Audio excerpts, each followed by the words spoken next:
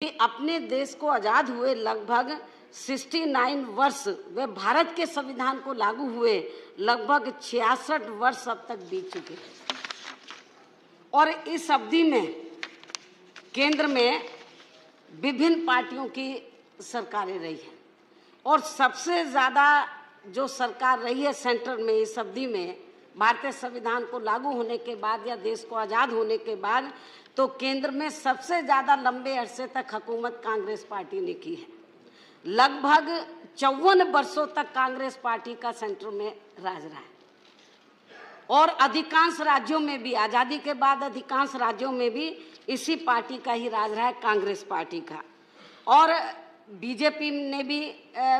इस बार जो इनकी पूर्ण बहुमत की सरकार बनी है तो पहले भी इन्होंने कुछ समय तक इन्होंने हुकूमत की है, तो उसके बाद बीजेपी भी अब तक ये 2 साल मिलाकर अब तक लगभग 8 वर्षों तक केंद्र में बीजेपी भी सत्ता में रही है और अभी भी सत्ता में आसीन है और कई राज्यों में तो बीजेपी सत्ता पे आसीन है। लेकिन दुख की बात यह है कि इस लंबी अवधि में भी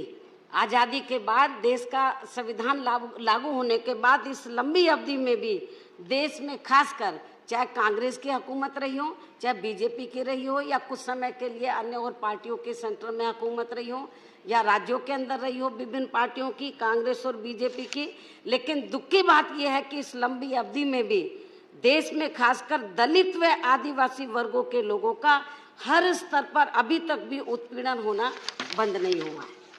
अभी तक भी हर स्तर पर। और इसके साथ ही यहाँ मैं ये भी कहना चाहूँगी कि बाबा साहब डॉक्टर अम्बेडकर ने भारतीय संविधान में जो इन वर्गों को खास तौर से एससी और एसटी वर्गों के लोगों को सामाजिक एवं आर्थिक क्षेत्र में इनकी स्थिति में सुधार लाने के लिए जो बाबा साहब डॉक्टर अम्बेडकर ने जो कानूनी अधिकार दिए थे, तो आज़ादी के बाद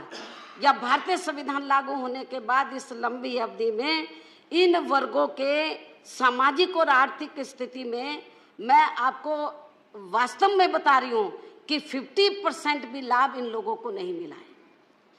क्योंकि बाबा साहब डॉक्टर अम्बेडकर ने कहा था जब उन्होंने इन वर्गों के लोगों को कानूनी अधिकार दिए थे तो उन्होंने एक बात कही थी कि मैंने कानूनी अधिकार तो इन वर्गों के लोगों को दे दिए हैं, लेकिन इन कानूनी अधिकारों का लाभ इन वर्गों को तभी मिलेगा जब इनको ईमानदारी निष्ठा से इम्प्लीमेंट किया जाएगा। लेकिन ईमानदारी निष्ठा से इम्प्लीमेंट नहीं किया गया और इनको कानूनी अधिकारों का लाभ पूरा नहीं मिला। और खासकर सरकारी नौकरियों में जो बाबा साहब डॉक्टर अम्बेडकर ने इनको रिजर्वेशन दिया था, आरक्षण की सुविधा दी थी, उसका भी कोटा पूरा नहीं किया गया। पदोन्नति में आरक्षण जो लंबे अरसे से इनको मिल रहा था, तो सेंटर में जब कांग्रेस की सरकार थी तो इनकी थोड़ी लापरवाही की वजह से माननीय सुप्रीम कोर्ट में, तो जब इस मामले के विरोध में कुछ लोग उधर कोर्ट में गए सही पैरवी ना करने की वजह से, तो पदोन्नति में आरक्षण का मामला भी निष्प्रभावी हो गया। हालांकि पिछली गवर्नमेंट के अंदर हमारी पार्टी ने इस मामले को उठाया, राज्यसभा में संवैधानिक संशोधन विधेयक पास हुआ कि इनको पूरा लाभ मिल जाए, लेकिन राज्यसभा में तो पास हो गया, लोकसभा में ये लटक गया। तो अब हम ये सोच रहे थे कि केंद्र में बीजेपी की सरकार आएगी तो ये, और लोकसभा में इनका पूर्ण बहुमत है, तो लोकसभा के अंदर तो इस मामले को ये जरूर जो पदोन्नति में आरक्षण है इस मामले को ये जरूर गंभीरता से लेगी और इसको लेकर जो संवैधानिक संशोधन विधेयक आया इसको पास कराएगी, लेकिन ऐसा नहीं हुआ। और इतना ही नहीं, माननीय उपसभापति जी, मैं ये भी कहना चाहती हूँ, आप बीजेपी वाले के लोगों को मैं ये भी कहना चाहती हूँ, सेंट्रल गवर्नमेंट को,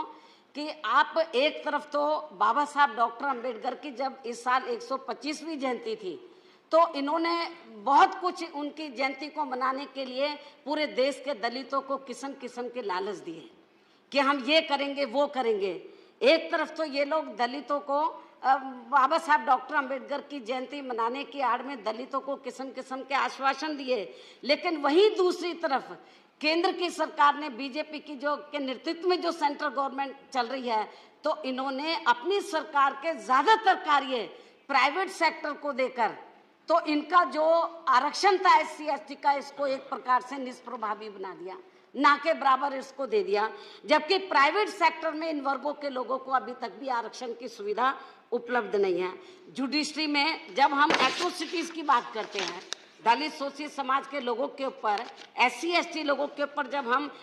एट्रोसिटीज की बात करते हैं, इन लोगों के ऊपर जुल्म जाति आए दिन बढ़ रही है,